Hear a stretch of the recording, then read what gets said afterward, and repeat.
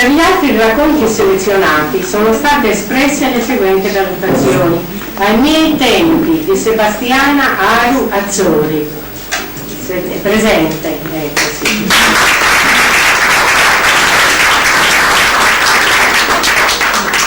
Autobiografismo memoriale, attento alle minime cose, risolto con piglio veloce, secco e realistico. Complimenti.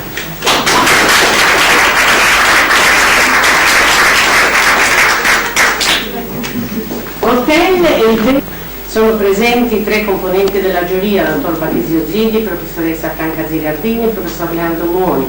Si dà atto che sono pervenuti 58 racconti. La giuria ha espresso qualche riserva su un'alta percentuale dei testi pervenuti, alcuni mediocri per scrittura e invenzione.